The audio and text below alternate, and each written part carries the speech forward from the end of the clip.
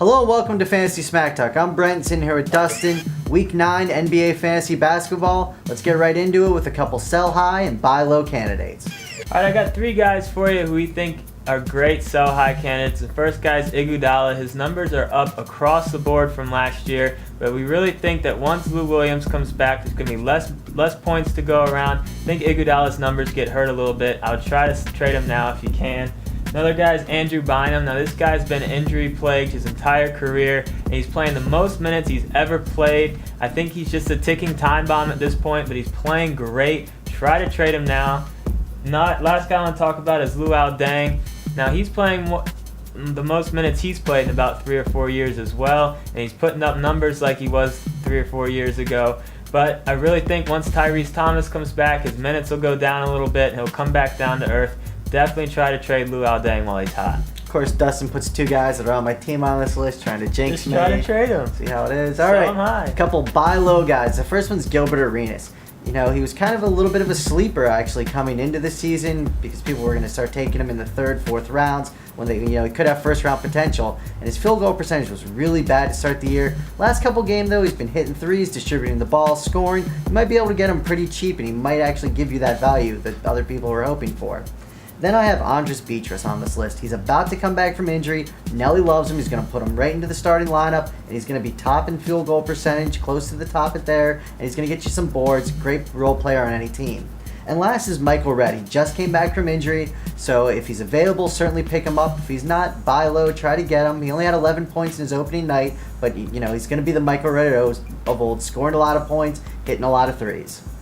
Alright, now we're going to get into some guys who you should be picking up or at least keeping an eye on. And I'm going to go over first the guys that should be picked up in all leagues, all formats. We're going to start with T-Mac, Tracy McGrady. He's healthy. Pick him up for now. He's probably going to get down with an injury again, but while he's healthy, he's going to fill up the stat sheet for you. Then we have Mike Dunleavy. With Danny Granger out, he's gotten a lot more shots, a lot of minutes. He's been playing very well. Dunleavy should be owned at least while Granger's out for the time being.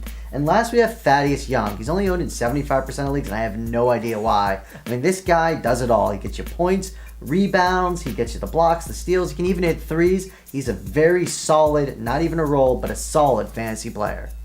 All right, let's take a look at some guys you should be adding in deeper leagues. We're going to start with 2 really good rebounders, a couple role player rebounders. We got Eric Dampier, who's owned in 45% of leagues, and Joel Przybyla owned in 40%. Neither of these guys are going to get a lot of points, but those rebounds are going to be there. They're going to be inconsistent, but they're going to have some great blow-up rebound games for you and get you some blocks.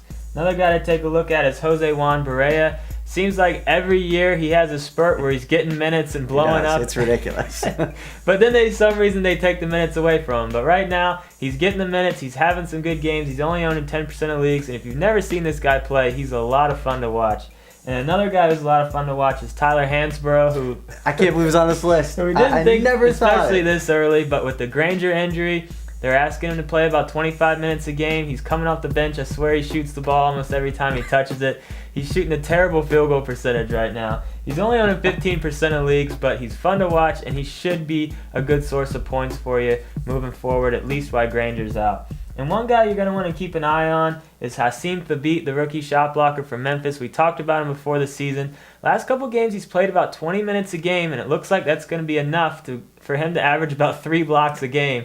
So if you're looking for a role player block guy, he's definitely going to be your man. And if he starts playing 25 minutes a game, he could be getting maybe 6 to 8 rebounds a game as well. So that's it for this week's show. Don't forget, on our homepage and on Week 9 NBA post, you will have some more information about how many games each team's playing next week to help set up your lineups. We'll see you in the forums, and we'll see you next week.